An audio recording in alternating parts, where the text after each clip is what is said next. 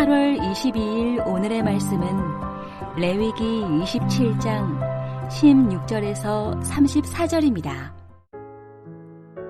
만일 어떤 사람이 자기 기업된 밭 얼마를 성별하여 여호와께 드리려 하면 마지기 수대로 내가 값을 정하되 보리 한 호밀지기에는 은 50세겔로 계산할지며 만일 그가 그 밭을 희년부터 성별하여 드렸으면 그 값을 내가 정한 대로 할 것이요 만일 그 밭을 희년 후에 성별하여 드렸으면 제사장이 다음 희년까지 남은 연수를 따라 그 값을 계산하고 정한 값에서 그 값에 상당하게 감할 것이며 만일 밭을 성별하여 드린 자가 그것을 물으려면 내가 값을 정한 돈에 그 5분의 1을 더할지니 그리하면 그것이 자기 소유가 될 것이요 만일 그가 그 밭을 무르지 아니하려거나 타인에게 팔았으면 다시는 무르지 못하고 희년이 되어서 그 밭이 돌아오게 될 때에는 여호와께 바친 성물이 되어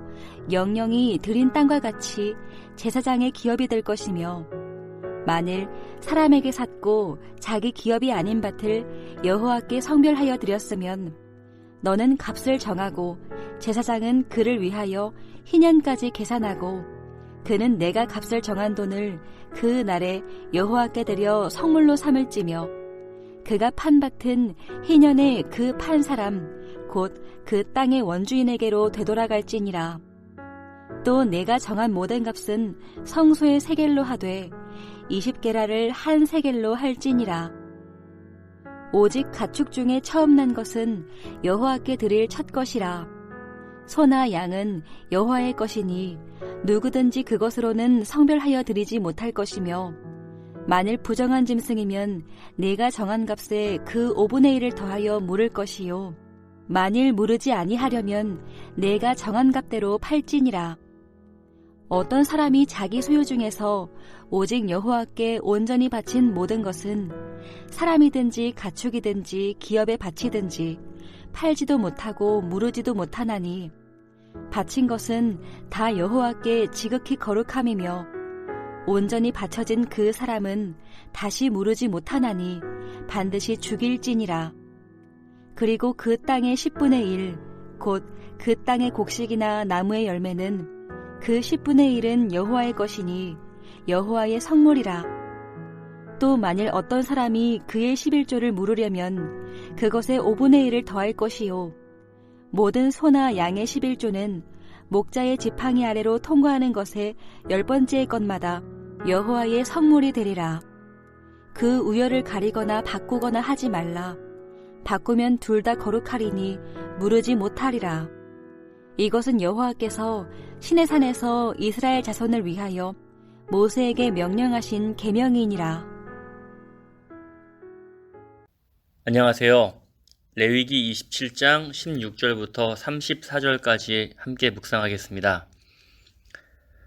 오늘 레위기 마지막 묵상입니다. 레위기 27장은 레위기의 부록과 같습니다. 그 이유는 26장의 축복과 저주의 말씀으로 레위기의 모든 규정이 종결되는 것처럼 보이기 때문입니다. 부록의 성격이 있는 레위기 27장은 서원에 관한 이야기입니다. 서원의 기본적인 의미는 하나님을 섬기기 위해 자신을 헌신하는 것입니다. 서원은 기본적으로 하나님을 섬기는 것, 즉 자발적으로 하나님의 종이 되는 것을 의미합니다. 27장은 사람의 서원으로 시작하여 가축을 드리는 서원, 집과 토지를 드리는 서원과 하나님께 구별하여 드리는 서원에 대해 말합니다. 16절부터 24절은 토지의 일부를 서원하여 바치는 경우로 자신의 기업인 경우와 자신의 기업이 아닌 경우로 나눌 수 있습니다. 이스라엘에서 토지의 소유권은 하나님께 있습니다. 그렇기 때문에 하나님의 것인 토지를 바친다는 것은 이상하게 들릴지 모릅니다. 그렇지만 이스라엘에서 하나님께 대한 헌신의 표시로 자신의 기업 중 일부를 하나님께 헌납하는 것은 허락이 되었습니다. 이때 바치는 것은 땅 자체가 아니라 그 땅에서 나는 소산물입니다. 왜냐하면 성소에서 일하는 제사장에게 농사일은 불가능하기 때문입니다. 본문을 읽어보면 토지를 바치는 절차가 매우 복잡하게 느껴집니다. 그 이유는 밭의 소출과 희년까지 남은 기간에 의해서 값을 매기기 때문입니다. 16절을 보면 밭의 일부를 바칠 때 마지기 수대로 값을 정하게 되어 있습니다. 마지기 수는 밭에 뿌리는 씨앗의 분량입니다. 밭에 뿌리는 씨앗의 분량이 많은 경우 더 많은 소출을 기대하게 됩니다. 따라서 마지기 수대로 값을 정하는 것은 밭의 소출에 따라 값을 매기는 것을 의미합니다. 마지기 수대로 값을 정하는 기준은 한 호멜지기당 은 50세겔입니다. 호멜지기는 나귀가 나를 수 있는 씨앗의 양입니다. 대략 220리터 정도입니다. 그리고 세겔은 고대 이스라엘에서 값을 측정하는 기본 단위인데요. 한 세겔은 약 11.4g입니다. 고대 사회에서는 주조된 화폐가 없었습니다. 그럼에도 성소에서는 제물과 예물을 받았기 때문에 이렇게 무게를 달기 위한 표준 측정 단위가 필요했습니다. 16절을 정리하면 밭의 일부를 바치는 경우 그 밭을 바치는 것이 아니라 그 밭의 소출의 값을 은으로 계산하여 드리는 것입니다. 밭의 값을 결정하는 첫 번째 기준이 소출의 양이었다면 두 번째 기준은 희년까지의 남은 기간입니다. 만약 밭을 희년부터 바치기로 하였다면 소출에 따라 계산한 값이 액수가 됩니다. 그러나 만약 희년 이후에 드렸으면 제사장은 다음 희년까지 남은 연수에 따라 값을 정합니다. 자신의 밭을 하나님께 서원하여 드리는 규정 속에 무르기 규정이 나옵니다. 19절인데요. 무르기는 취소하는 것입니다. 하나님께 헌신하여 드리기로 했다가 마음이 바뀌었는지 취소하는 사람이 생겨나는 것입니다. 그런데 취소할 경우 원금의 20%를 더한 값을 지불해야 밭을 돌려받을 수 있습니다. 기분에 따라 서원할 수 없음을 보여줍니다. 하나님께 바치는 것은 좋은 일이지만 신중해야 합니다.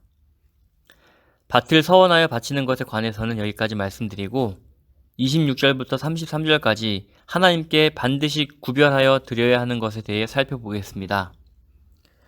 26절부터 33절은 하나님께 반드시 바쳐야 하는 것을 소개합니다. 이것은 원래 하나님께 속한 것이기 때문에 서원의 대상에서 제외됩니다. 출애굽기 13장 12절을 보면 가축의 처음 난 것은 자동으로 하나님의 것입니다. 이것은 하나님께서 애굽에 내린 10번째 재앙과 관련이 있습니다. 애굽 사람에게 재앙을 내리실 때 이스라엘 자손의 집을 구원하신 것입니다. 28절부터 29절은 하나님께 반드시 드려야 하는 것의 두 번째 경우로 온전히 바쳐진 것입니다. 온전히 바쳐진 것은 하나님께 완전히 드려졌기 때문에 영원히 하나님께 귀속되어 다른 목적으로 사용될 수 없습니다. 바친 사람이 다시 물을 수도 없게 됩니다. 이처럼 하나님께 온전히 바친 것은 엄격하게 다루어집니다. 29절은 조금 당황스러운 말씀인데요. 온전히 바쳐진 사람으로 반드시 죽여야 할 사람에 대해 나옵니다. 구약 성경에서는 거룩한 전쟁의 진멸 대상으로 가나안의 원주민 그리고 우상 숭배자가 나오는데 이들을 말하는 것 같습니다. 마지막으로 하나님께 드려야 할 10분의 1에 대해 소개합니다. 30절을 보세요. 땅의 곡식이나 나무의 열매의 10분의 1은 여호와의 것입니다. 사실 레위기는 지금까지 땅의 모든 것이 여호와의 것이라고 말하고 있어 전부를 드려야 합니다. 그러나 하나님께서 사람들이 살아갈 수 있는 것을 남겨놓고 10분의 1을 바치라고 하십니다. 사람들을 배려하신 것이죠. 사람들은 이에 따라 자신의 밭에서 난 곡식과 나무 열매의 10분의 1을 바치기로 서원합니다. 그런데 만약 10분의 1을 드렸다가 취소하려고 한다면 바칠 것의 5분의 1의 양을 더하여 드려야 합니다. 이는 마치 벌금과 같습니다. 결국 120%를 내게 되는 것입니다. 결국 하나님의 것을 드리지 않으려는 악한 마음에 대한 경고이기도 합니다.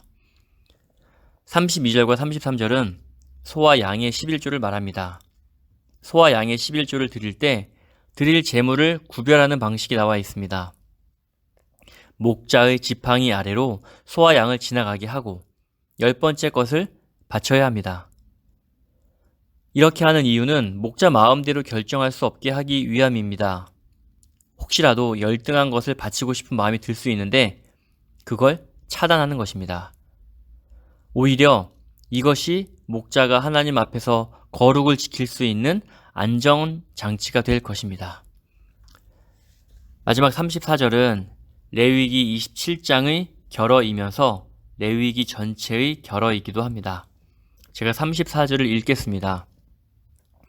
이것은 여호와께서 시내산에서 이스라엘 자손을 위하여 모세에게 명령하신 계명이니라. 레위기를 마치는 결어에서 눈에 띄는 것은 이스라엘 자손을 위하여입니다. 이 모든 말씀이 이스라엘 자손을 위해 주셨다는 것입니다. 레위기는 처음부터 거룩한 백성으로 살아가는 법을 제시하고 있는데 거룩한 백성으로 사는 것은 모두 이스라엘 자손을 위한 일이었습니다. 레위기 규정 하나하나 살피면서 복잡하고 이해하지 못하는 부분도 많았습니다. 하나님께 서원하여 예물을 바치는 오늘 본문까지도 그러합니다. 그런데 결어에서 이 법 규정을 주신 목적이 모두 이스라엘 자손을 위해서 주신 것이라고 합니다. 아이고, 그렇다면 좀 더 관심 가지고 자세히 들여다볼 걸 후회도 됩니다. 오늘 묵상의 주제가 하나님을 섬기기 위해 자신을 헌신하는 서원이었습니다. 이스라엘 백성을 위해, 즉 나를 위해 하나님의 말씀에 더 귀를 기울이고 하나님을 섬기기 위해 나 자신을 헌신하기를 다짐하면서 레위기 묵상을 마쳤으면 좋겠습니다. 우리에게 매일 말씀을 주시는 하나님께서 나를 위해, 우리를 위해 말씀하시고 계심을 믿고 그 말씀을 받는다면 우리의 삶이 더욱 풍성해질 것을 믿습니다. 그동안 레위기 말씀 묵상하시느라 수고 많으셨습니다. 하나님의 위로와 축복이 성도님들에게 가득하길 기원합니다. 아멘.